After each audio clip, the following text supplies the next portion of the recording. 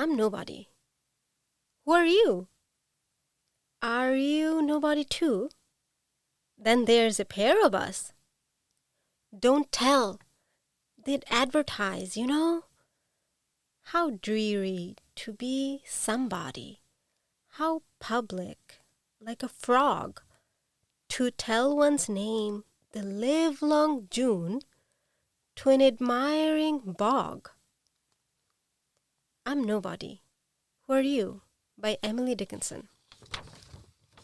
I think this is my favorite poem because it asserts with confidence the graces of being nobody.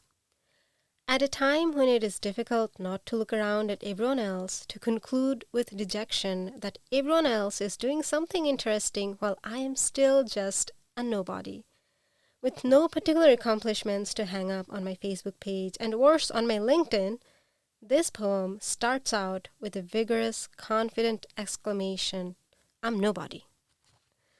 The exclamation mark at the end of that I'm nobody makes this poem explode onto me because it starts out with this force. But what does that force mean? Does it mean anger, annoyance, excitement, or a caught-off-guard retort to someone's sudden, who are you? I can certainly imagine myself saying this in all those emotions. Then when Dickinson goes on to ask, who are you? However she means the tone to be, to me it feels like a counterattack. Like, how dare you ask me who I am? Who on earth are you, in fact? But it can also simply be a greeting and a getting to know each other. But I prefer to imagine me using this to do a counterattack on whoever dares to ask who I am.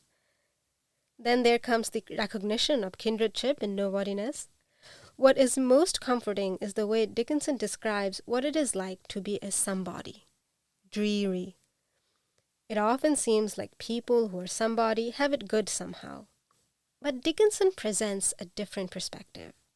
It's terrible on the other side of the lawn too, because somebodies always have to publicly announce their names, like a frog in a bog in June. I so very much love this simile because this simile is more than about the publicness of the affair. It's about livelong June, which is just 1 month of the year.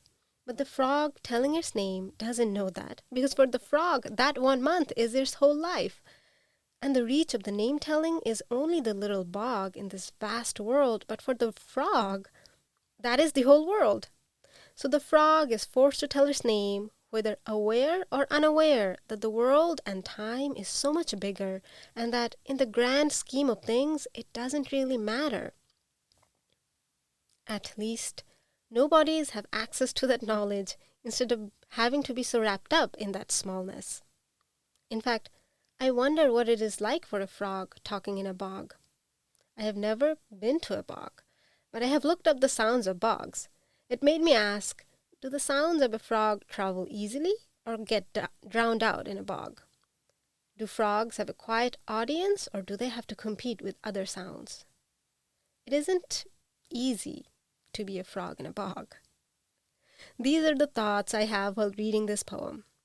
At a time when the thoughts of not being somebody truly scared me, this poem was the only consoling friend. Now I have come to embrace a bit more my nobodiness. So as a result, I have decided to create this podcast to talk about the poems like this one that moved the hearts and lives of nobodies like me who aren't necessarily the most informed experts on matters of poetry, but who like to feel the poetry of life nonetheless. So this podcast is going to be about the verses in our lives and how we feel them. And this first recording is to put forth that intention into the world.